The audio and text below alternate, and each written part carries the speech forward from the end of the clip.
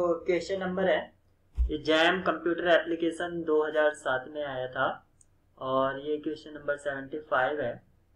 और ये जो क्वेश्चन बेस्ड है आइडेम्पोटेंट मैट्रिक्स से रिलेटेड है और ये लीनियर अलजेब्रा का टॉपिक है। तो P कोई मैट्रिक्स है जिसका ऑर्डर n बाई n है, यानी कि एक स्क्वायर मैट्रिक्स है, और साथ ही साथ आइडेम्पोटेंट मैट्रिक्स है, यानी कि वो ये कंडीशन सेटिस्फाई करती है आइडेम्पोटेंट होने के लिए, यानी कि P square equal to P. It means अगर मैट्रिक्स को खुद ही से मल्टीप्लाई किया जाए तो जो हमें मिलती है मैट्रिक्स वो खुद वही मैट्रिक्स मिलती है, यानी कि इस मैट्रिक्स पी को अगर इसी मैट्रिक्स पी से मल्टीप्लाई करा दिया जाए तो पी मिलता है। तो आपसे ये चार ऑप्शंस हैं और पूछा है which of the following is false, कौन से स्टेटमेंट फॉल्स है, ये आपसे पूछा गया है। तो इसमें ट्रू स्टेटमेंट्स भी होंगी और फॉल्स भी होगी। तो जो ट्रू स्टेटमेंट्स है वो हमारा डिजायर्ड नहीं होगा। डिजायर्ड कौन से? जो फॉल्स स्टेटमेंट है। तो अगर मैं आपको ये बता दूं कि एक MCQ बेस्ड क्वेश्चन है, यानी कि इसमें एक सिंगल करेक्ट आंसर है, तो आप इसको डायरेक्ट इसको सॉल्व कर दोगे।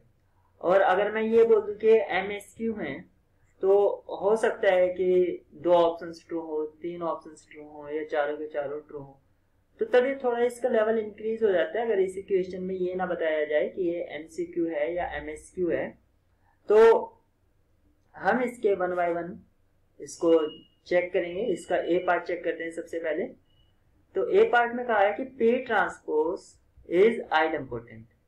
तो P ट्रांसपोज आइडेम्पोटेंट कब होगा? यानी कि जब P ट्रांसपोज का स्क्वायर करेंगे तो और P ट्रांसपोज ही आ जाए। तो अगर ये कंडीशन सेटिस्फाई हो जाती है तो हम बोल देंगे हाँ P ट्रांसपोज आइडेम्पोटेंट मैट्रिक्स है। तो जो हमें गिवन है P square equal to P, ये चीजें हमें गिवन है, तो इसको मैं लिख सकता हूँ P डॉट P, यानी कि P मल्टीप्लाई मैट्रिक्स P, और ये मैंने लिखा। अब दोनों साइड में ट्रांसपोज ले लेता हूं क्योंकि मुझे P ट्रांसपोज चाहिए था, तो मैंने दोनों साइड इसलिए ट्रांसपोज लिया। ये तो P ट्रांसपोज ही रहा। और आपने पढ़ा है कि AB ट्रांसपोज, इसका जो ट्रांसपोज होता है वो B ट्रांसपोज A ट्रांसपोज होता है, यानी कि रिवर्स ऑर्डर में हो जाता है, जैसे सॉक्स प्रॉपर्टी होती है ग्रुप थ्योरी में। तो ये हो जाएगा P ट्रांसपोज, क्योंकि दोनों ही मैट्रिक्स P हैं तो कोई फर्क नहीं पड़ेगा। तो ये हो जाएगा P ट्रांसपोज का square equal to P transpose. तो आप देख सकते हैं ये वाली कंडीशन सेटिस्फाई हो गई। तो P ट्रांसपोज एक आइडेम्पोटेंट मैट्रिक्स है। तो ये सही बात है, लेकिन हमें फॉल्स वाली कंडीशन चेक करना था, तो इसलिए ये हमारा डिजायर्ड ऑप्शन नहीं हुआ।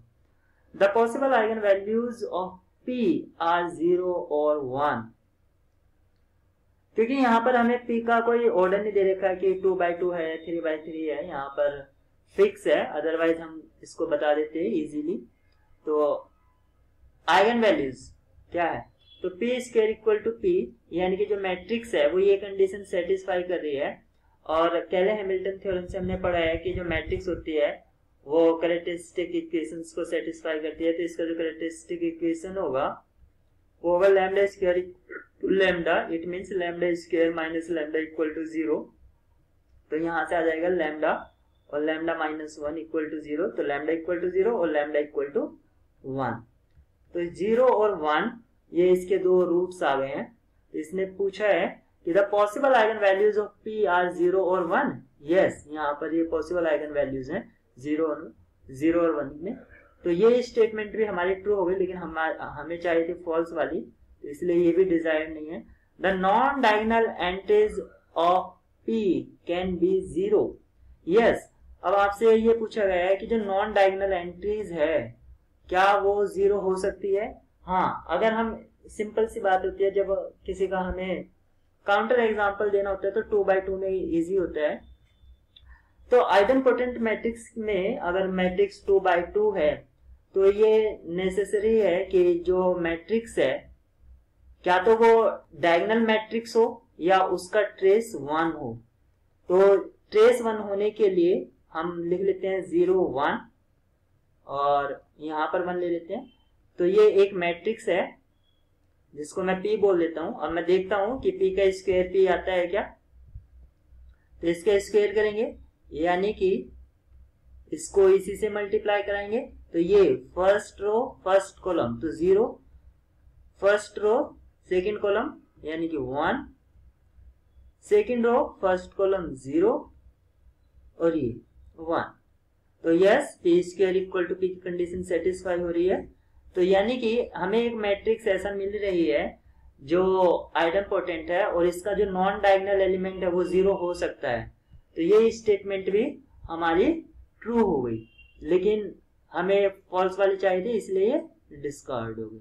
अब हमें से पूछा गया है कि there are infinite number of n by n non singular matrix, यानी कि इनफाइनाइट मैट्रिक्स हमें मिलेंगे जो नॉन सिंगुलर होगी।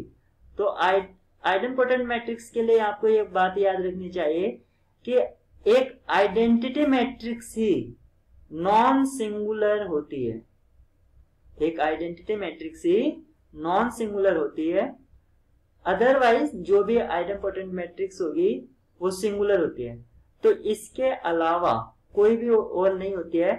ये एक आप स्टेटमेंट भी इसको रख सकते हैं कि only identity matrix is idempotent matrix in which its determinant is non zero, क्योंकि डिटर्मिनेंट नॉन जीरो होगा तभी ये नॉन सिंगुलर है, अदरवाइज ये सिंगुलर बोल देते। तो बाकी के लिए जो भी, चाहे वो किसी भी ऑर्डर की हो, 2x2 की हो, 4x4 की हो, चाहे किसी भी ऑर्डर की हो, वो सिंगुलर होगी सिर्फ आइडेंटिटी को छोड़कर। लेकिन अगर हम इसे सिस्टमेटिक अगर वे इसे करना चाहें तो कैसे करेंगे, क्योंकि हम जानते हैं कि P square equal to P ये हमें गिवन है।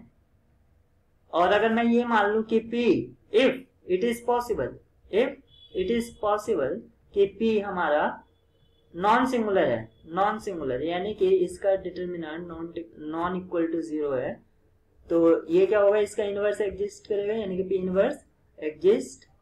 तो क्या होगा, पी इक्वल टू पी, तो मैं प्री इनवर्स से मल्टीप्लाई करा देता हूं, तो ये आइडेंटिटी हो जाएगा, एसोसिएटिविटी अप्लाई कर दी। तो आई पी इक्वल टू आई, यानी कि पी इक्वल टू आई, यानी कि जो मैट्रिक्स है अगर कोई नॉन सिंगुलर मैट्रिक्स है तो वो आइडेंटिटी ही है, यानी कि आइडेंटिटी मैट्रिक्स ही है।